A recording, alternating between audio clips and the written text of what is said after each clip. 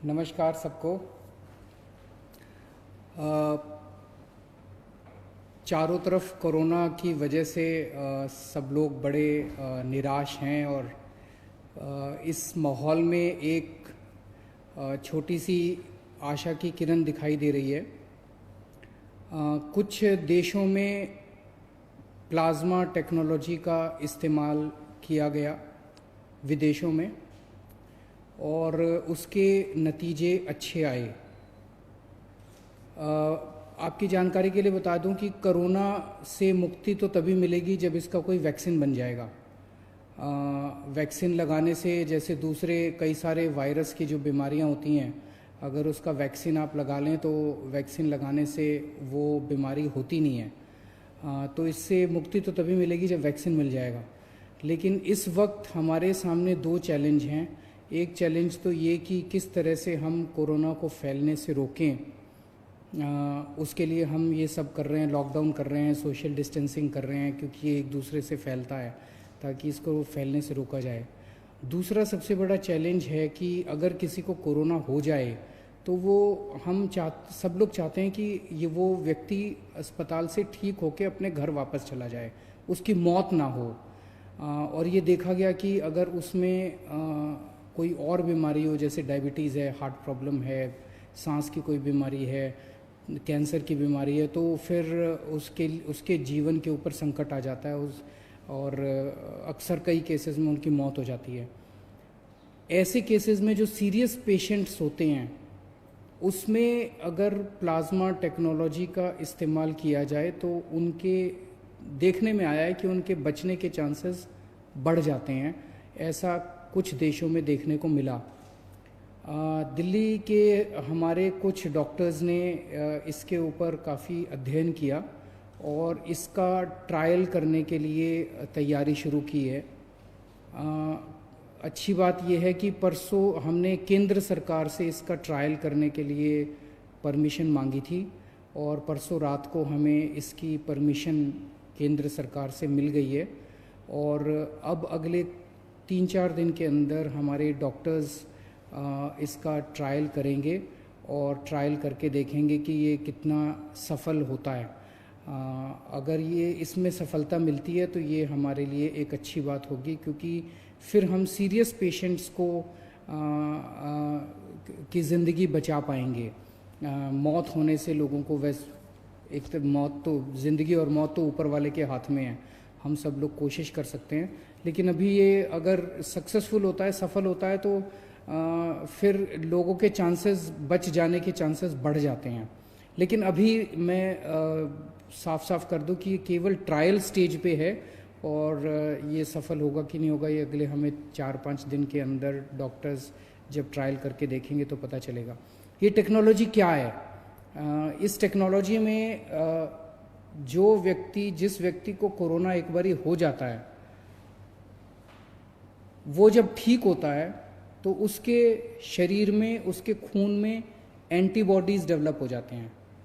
ये एंटीबॉडीज़ उसको ठीक होने में मदद करते हैं।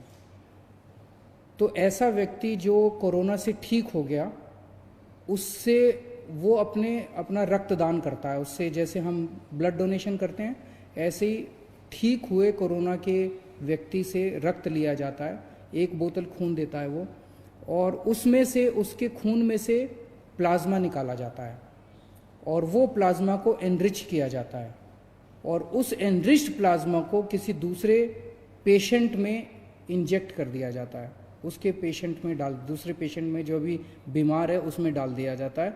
तो उसके नए पेशेंट में वो प्लाज्मा के एंटीबॉडीज़ चले जाते हैं और उसके अंदर ठीक होने वाले एंटीबॉडीज़ डेवलप हो जाते हैं। तो इस तरह से ये टेक्नोलॉजी काम करती है। हम सब लोग प्रार्थना करते हैं कि हमारा ये ट्रायल सक्सेसफुल हो।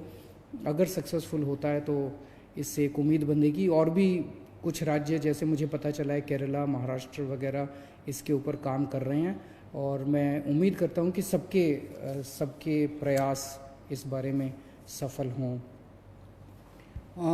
दिल्ली में लगभग 57 के करीब हम लोगों ने कंटेनमेंट जोन्स बनाए हैं।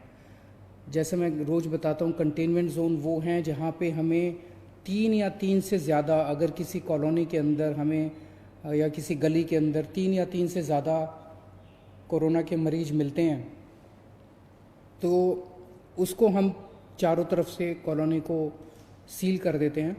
वहाँ के रहने वाले लोगों को बाहर नहीं आने देते और बाहर के लोगों को अंदर नहीं जाने देते, ताकि बीमारी बाहर ना फैले।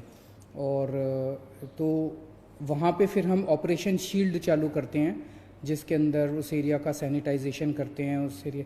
तो ऐसे कंटेनमेंट जोन्स के अंदर क्या क्या किया जाता है, इस बारे में अभी कई सारी गलत फहमियाँ हैं।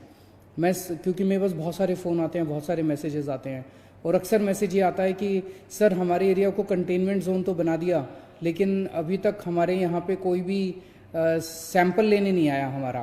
तो मैं आपकी जानकारी के लिए बता दूं, कंटेनमेंट जोन में जैसे कंटेनमेंट जोन लागू किया जाता है, वहाँ पे सबसे पहला काम किया जाता है, आपके लिए एसेंशियल सर्विसेज की इंतज़ाम किया जाता है। तो आपके एरिया को सील कर दिया, और वहाँ पे आपके जो सील किया बाउंड्री के ऊपर आपके लिए सब्जी वाले का, दवाई वाले का, इसका सबका इंतज़ाम किया जाता है। पुलिस वाले व्हाट्सएप ग्रुप बनाते हैं, व्हाट्सएप ग्रुप के अंदर आप लोग लिखते हैं कि हमें ये वाला सामान चाहिए, वो वाला सामान आपको मुहैया कराया जाता है। तो एक पहला काम किया जाता है, एसेंशियल सर्विसेज का इंतज़ाम किया जाता है। एक काम किया जाता है, सैनिटाइजेशन किया जाता है पूरे एरिया का। जो मशीनें मैंने बताया था, उन मशीनों के ज़रिए उस एरिया को पूरे को सैनिटाइज किया जाता है। फिर डोर टू डोर सर्वे किया जाता है। सर्वे सबका होता है, हर एक के घर में कोई ना कोई दिल्ली सरकार की टीम जाती है और उनसे पूछती है कि आपके घर में कोई बीमार तो नहीं है, बुखार तो नहीं है, किसी को सांस की शिकायत तो नहीं है। तो जो कोरोना के सिम्टम्स हैं वो पूछते हैं कि आपको कोई ये सिम्टम्स तो नहीं है। ये सर्वे 100% लोगों का होता है। अगर किसी कंटेनमेंट जोन में अभी तक नहीं हुआ तो हो सकता है 2-4 दिन में हो जाए, क्योंकि बहुत ज़्यादा कंटेनमेंट जोन बन गए हैं, टीम्स थोड़ी सी कई बार कम पड़ जाती है एसडीएम के पास, तो वो 100% का होगा।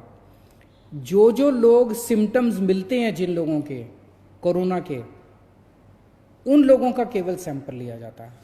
तो लोग ये उम्मीद ना करें कि किसी भी, परसों मैंने एक खबर पढ़ी थी जिसमें एक एरिया के कंटेनमेंट जोन के लोग कह रहे थे कि जी हमारे यहाँ तो एक भी आदमी का सैंपल नहीं लिया गया। और तो जब उनके पास गए तो उन्होंने कहा हाँ, हमारे यहाँ सर्वे करने तो आए थे, सैंपल लेने नहीं आए। तो सैंपल सबका नहीं लिया जाता है, और इसके अच्छे असर पड़ रहे हैं, क्योंकि दिलशाद गार्डन का हमने देखा कि किस तरह से वो 15-20 दिन हो गए और वहाँ पे कंटेनमेंट जोन में अब एक भी केस नहीं आया। वसुंधरा एनक्लेव में 15 दिन के करीब हो गए, इसको भी कंटेनमेंट जोन को बने हुए अब एक भी केस नहीं आया। खिचड़ीपुर की 3 गलियों को लॉक किया था हम लोगों ने, सील किया था, कंटेनमेंट जोन बनाया था, वहाँ से भी एक भी केस नहीं आया। तो ये अभी तक एक्सपेरिमेंट, अभी हम लोगों का प्रयास सफल रहा है। आप लोगों को दिक्कत तो बहुत आती है, लेकिन सबके सामूहिक प्रयास से ही, सामूहिक उससे ही हम लोग सफल हो पाएंगे। कल यमुना के तट के ऊपर कई सारे गरीब लोग, माइग्रेंट लोग इकट्ठे हो गए थे, और जैसे हमारी नज़र में लाया गया उसको तुरंत हम लोगों ने उनके खाने का और उनके रहने का इंतज़ाम किया। सब लोगों को अलग अलग स्कूल की बिल्डिंग्स में उनके रहने का इंतज़ाम किया, और उनके खाने का भी हम लोगों ने इंतज़ाम किया है। मेरी आप सब लोगों से गुजारिश है, हाथ जोड़ के गुजारिश है, कि हमने सरकार की तरफ से खाने का बहुत इंतज़ाम किया हुआ है। कल भी 9 लाख लोगों ने लंच किया है और 9 लाख लोगों ने डिनर किया है, पका हुआ खाना। और कोई 9 लाख की बजाय 15 लाख भी लोग आ जाएंगे ना, 20 लाख भी लोग आ जाएंगे, उनका भी हम इंतज़ाम कर देंगे। फिर खाने की कोई कमी नहीं है। उसी तरह से मैं बार बार बताता हूँ कि 71 लाख लोगों को हमने राशन दे दिया, जिनके पास राशन कार्ड थे, और जिनके पास राशन कार्ड नहीं थे उनको अभी राशन देने का सिलसिला जारी है। मेरी सभी मीडिया के साथियों से हाथ जोड़ के रिक्वेस्ट है, और मेरी सभी आम नागरिकों से भी हाथ जोड़ के रिक्वेस्ट है कि इतना अरेंजमेंट करने के बावजूद भी जो बहुत गरीब लोग हैं, उन लोगों को पता नहीं चल पाता कि सरकार ने क्या अरेंजमेंट कर रखा है। उन लोगों को पता नहीं चल पाता कि सरकार ने कहाँ अरेंजमेंट कर रखा है, मैं कहाँ जाऊँ, अगर कोई भूखा है तो वो कहाँ जाए। मेरी आपसे रिक्वेस्ट है, अगर ऐसा कहीं भी कोई, जैसे कल आप लोगों ने हमें यमुना के बारे में बताया, हमने तुरंत एक्शन लिया। ऐसे ही मैं सोशल मीडिया के ऊपर हमारी पूरी टीम लगी हुई है। जैसे कहीं से सोशल मीडिया में पता चलता है, कोई बताता है कि यहाँ पे ये आदमी, ये एक परिवार भूखा है, यहाँ पे एक आदमी भूखा है, यहाँ पे ये, हमारी पूरी टीम लगी हुई है। उसी वक्त उसको खाना पहुँचाने का काम किया जाता है, उसी वक्त उसका घर का इंतज़ाम, उसको रहने का इंतज़ाम किया जाता है। आप हमें बताइए कहाँ कौन भूखा है, हम उस तक खाना पहुँचाएंगे, ये जिम्मेदारी हमारी है।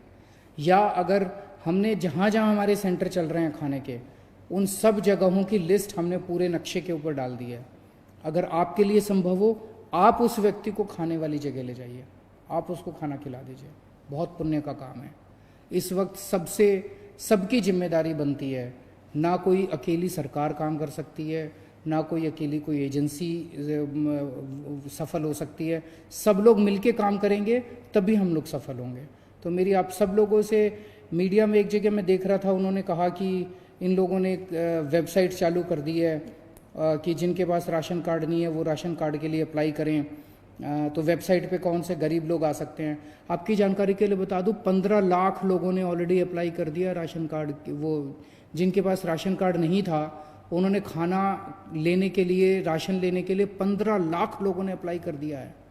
मैं समझता हूं कि सब गरीब लोगों को इसके बारे में नहीं पता चलेगा, लेकिन हमारी जिम्मेदारी, हम सबको बताएं ना। सब एक दूसरे की मदद कर रहे हैं। जिन लोगों को वेबसाइट आती है वो उनकी मदद कर रहे हैं जिनको वेबसाइट नहीं आती है। लेकिन एक सिस्टम तो बनाना था ना। अगर जिन लोगों के पास कुछ भी नहीं है, उनके लिए ना कोई आधार कार्ड है, ना कोई किसी तरह का कार्ड नहीं, उनके लिए खाने का भी इंतजाम किया हुआ है। 9 लाख लोगों ने कल खाना खाया है। रोज हम 10 लाख लोगों को खाना खिला रहे हैं। तो सबको मिलजुल के प्रयास करना पड़ेगा।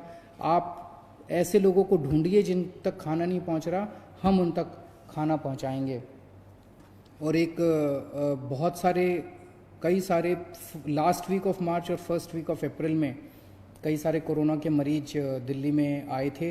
अब वो ठीक होने लगे हैं। आज मुझे पता चला, आज भी कई मरीजों को छुट्टी मिलेगी अस्पताल से, और आने वाले 3-4 दिन के अंदर कई सारे मरीजों को छुट्टी मिलेगी। उम्मीद करता हूँ सब लोग अपने अपने घर में खुशी खुशी जाएं और